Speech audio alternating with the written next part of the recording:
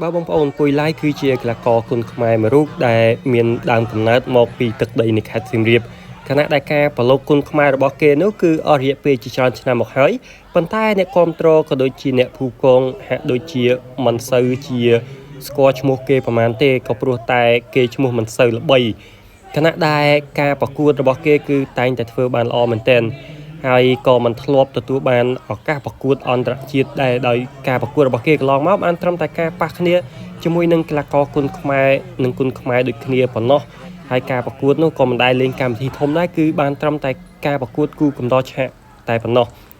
គណៈដែលសង្វៀន PNN នោះក៏បានផ្ដល់ឱកាសឲ្យពុយឡាយប្រកួតអន្តរជាតិជាលើកដំបូងដោយមើលឃើញថាកីឡាកររូបនេះមានភាពតស៊ូក៏ដូចជាការប្រកួតការវឹកហាត់របស់គេគឺច្រើនឆ្នាំមកហើយជាដំបូងក៏ចូលរួមអបអរសាទរចំពោះបងពុយឡាយមិនទេបងអារម្មណ៍បងនៅពេលដែលយើងបានប្រកួតអន្តរជាតិលើកដំបូងហើយធ្វើបានល្អផ្ដួលកីឡាករថៃឲ្យបោះបង់ការប្រកួតក្នុងទឹកទី2សម្រាប់បងមានអារម្មណ៍យ៉ាងណាដែរបាទពុយឡាយខ្ញុំមានអារម្មណ៍សប្បាយចិត្តជាខ្លាំងអំភើលើកទី1ខ្ញុំមិនได้បានប្រកួតអន្តរជាតិហើយក៏ធ្វើបានល្អបានទឹកថៃខូចជើងក្នុងទឹកទី2ខ្ញុំបាទពុយឡាយបងគិតថាមុនការប្រកួតយើងអាចនឹងធ្វើបានល្អដល់ថ្នាក់នេះខ្ញុំមិននឹកស្មានថាខ្ញុំអាចធ្វើបានល្អដល់ថ្នាក់នឹងទេបងពីមុនមកធ្លាប់ឃើញការប្រកួតរបស់កីឡាករថៃនឹងទេអត់ដែលធ្លាប់ទេបងប៉ុន្តែយើងគេនិយាយថាកីឡាករថៃម្នាក់នេះគឺជាសេរីចាស់តែគាត់ខាងប្រកួតហើយយើងអត់ដឹងដែរគេនិយាយបាទសម្រាប់បងការប្រកួតមើលឃើញពីចំណុចខ្សោយរបស់គាត់មិនបានយើងទៅទាត់ជើងគាត់រហូតដល់ខូចចឹងទឹកទី1ខ្ញុំគាត់តែរៀងញួយមើលទៅដំណងអាចស៊ីជើងខ្ញុំទៅទឹក2ក៏ខ្ញុំបដិញ្ញាថាចូលគាត់ໄວចិត្តច្រើនសម្រាប់ការប្រកួតនេះឃើញសិស្សបងវ៉ាន់វឿនក៏មកឲ្យទឹកទៀតមិនជាកម្លាំងចិត្តមួយដែរបងជាជំហរមួយដែរវ៉ាន់វឿនមិញគាត់មានបោះប្រយ៉ងឲ្យបងធ្វើមិនខ្លះដែរបាទគាត់បោះប្រយ៉ងឲ្យញាស់ដៃចូលចិត្តជើង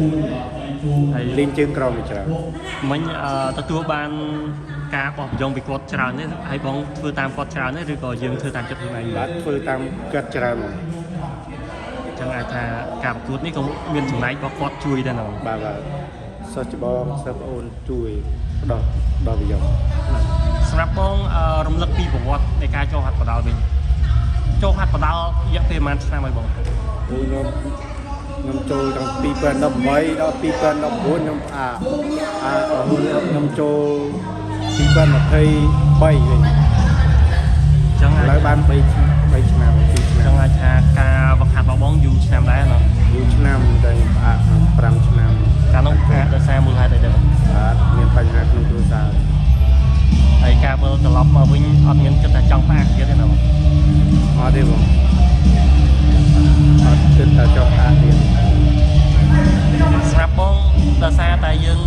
អាចចាត់ទុកថាជាកីឡាករចាស់ភាសាមនុស្សដែរប៉ុន្តែมันធ្លាប់ទទួលបានការប្រកួតអន្តរជាតិចឹង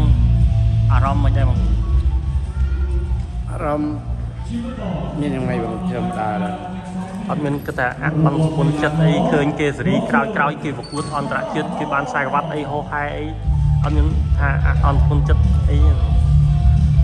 បើមិនគេអត់ដល់ឱកាសយើងមិនហ៊ាននិយាយទៅយើងគឺថាក៏តែយើងតឹងឡើងដល់ណាហើយដល់ពេលឥឡូវនៅពេលដែលគេបានផ្ដល់ឱកាសឲ្យអញ្ចឹងគិតថានឹងធ្វើបដិញ្ញាចិត្តថានឹងខំប្រឹងយ៉ាងម៉េចដែរខ្ញុំនឹងបដិញ្ញាចិត្តខំប្រឹងឲ្យពីសុវត្ថិភាពឲ្យល្អមើលអាចថានេះជាឱកាសលើកដំបូងដែលយើងបានប៉ះកីឡាករបរទេស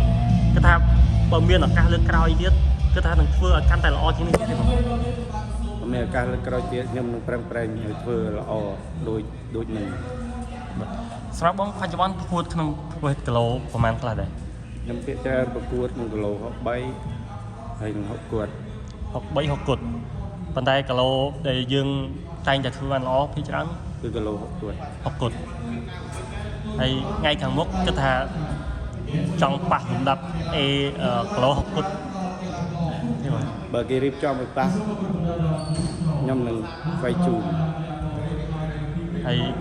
ក្តីសម័យខ្លួនឯងគិតថាចង់ ឈានជើងចូលកម្រិតណាសម្រាប់អាជីពជាអ្នកបដាល់នេះមក អត់ចិនដឹងដែរបងតាមសមត្ថភាព ស្រាប់បងគិតថាមកប្រកួតនេះ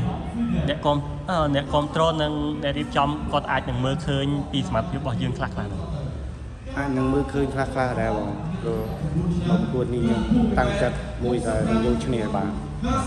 ពីចុងក្រោយមានជាពាក្យពេចន៍អីផ្ដាំផ្ញើទៅកាន់ពុកម៉ែបងប្អូនអ្នកគ្រប់គ្រងសម្រាប់ការចូលរួមគ្រប់គ្រងក៏ដូចជាការទស្សនាតាមគេដ្ឋានហ្នឹង ខ្ញុំបាទខ្ញុំពុយឡាយខ្ញុំទីពោនេះជនទាំងអស់គ្នាទៅកន្លែងណាទីណាជួបនៅល្អក៏ព្រោះសុខសប្បាយតាមផ្លូវអស់គ្នា បាទអរគុណច្រើនបងសង្ឃឹមថាឱកាសក្រោយនឹងជោគជ័យបន្ថែមទៀត បាទ